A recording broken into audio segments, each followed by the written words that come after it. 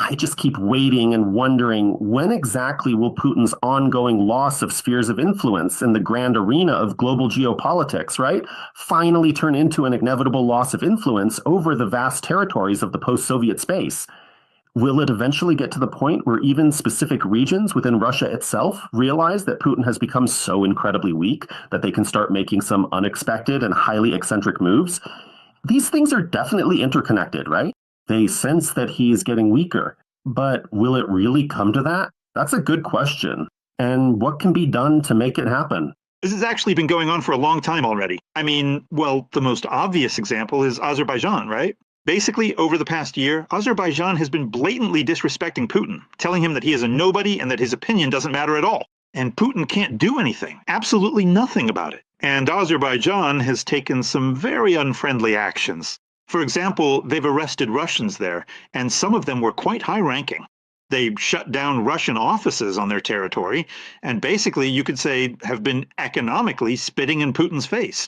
A very similar situation is already happening with Tajikistan, which sometimes does not even make the effort to attend high-level diplomatic meetings with Putin, and we are seeing this occur more and more frequently as time goes on. So in actual reality, this is all happening. This is significantly more apparent in Central Asia than in any other region, because there are other competing sources of geopolitical power there. That is, Turkey and China are present there, and they have long since pushed out Putin's Russian Federation, if not completely, then to a very significant extent.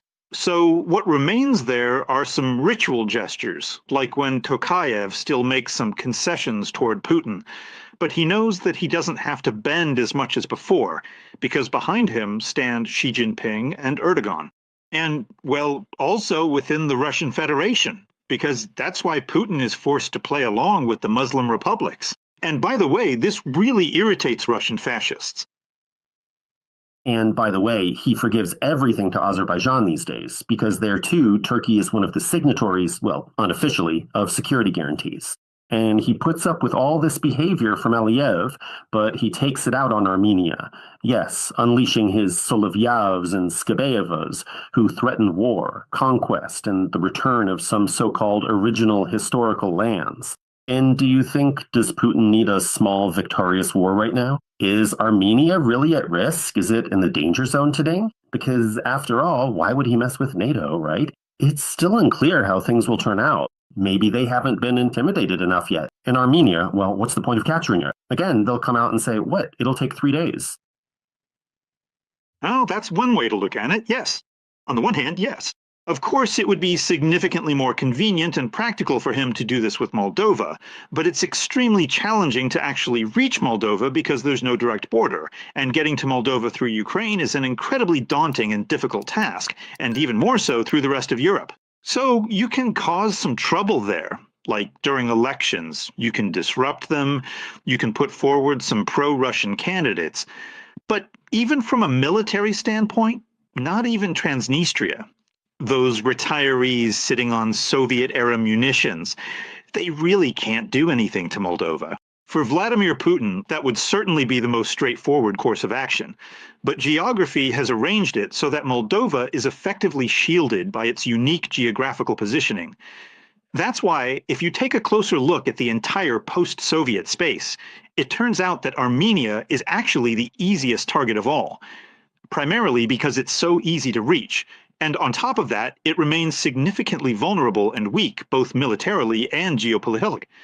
Azerbaijan is a formidable opponent that is difficult to challenge, especially since behind them stands the power of Turkey, the strength of the Turkish army, and their substantial financial backing. Azerbaijan is a wealthy country, rich in oil and gas.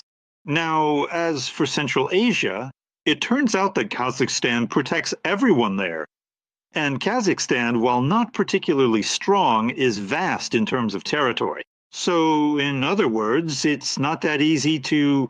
I mean, maybe it would actually be easy to conquer because their army is rather weak after all. But it's difficult to hold such a vast territory because out of all the Soviet republics, Kazakhstan is the second largest by area. It's even bigger than Ukraine, I think, in terms of territory. Well, I haven't compared them in a while, but in general, they're comparable. And the border with the Russian Federation is 7,000 kilometers long, but there's also China there. And as for all the other neighboring countries in the region, they could be seen as relatively weak and easily conquered. Sorry for the awkward phrasing in Russian.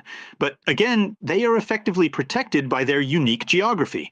Because, well, landing an invasion force across the Caspian Sea is potentially possible, but it is extremely difficult.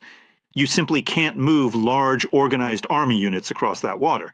And to get there by land, you absolutely have to go through the vast territory of Kazakhstan. So if we're talking about Kyrgyzstan, I don't know, Uzbekistan, and so on, right? That is why Armenia is the easiest region to secure, situated directly adjacent to Georgia. But does Vladimir Putin already truly need this war, or can he still wait a bit longer until the discontent among all these Z supporters and those obsessed with the war reaches its limit, so he can finally throw them this bone? He's working on it, but in my opinion, they've decided not to intervene directly. So, roughly speaking, the waters are being muddied there by the Orthodox Church, this Armenian one, whose members the Armenians themselves are putting in prison, since they understand that they're all Russian agents. There's also a military base there, which is formally still listed. So there are people there who can stir things up, who can muddy the waters. There are some old pro-Russian opposition political forces, but they're not very active, because attitudes toward the Russian Federation have changed a lot in Armenia. People there believe that Putin betrayed them during the war with Azerbaijan. That is precisely how the situation unfolded, because those Russian peacekeepers actually ultimately ended up betraying even more Armenians and failed to provide protection for anyone or effectively separate the sides. So that's why Armenia, in reality, may not be a very strong or very combative country, but it is a proud country.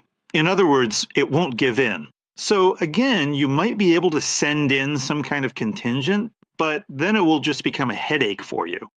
And if Putin needs to initiate some kind of new small-scale military conflict, then most likely he would be more likely to bet on the Baltic countries, because in that case, let's say the geopolitical status and stakes of such a conflict are higher, since it involves NATO. He understands that right now NATO is in complete disarray, because Trump is practically abandoning the organization and making it clear to Putin that he can seize whatever he wants. No one is going to fight for Estonia.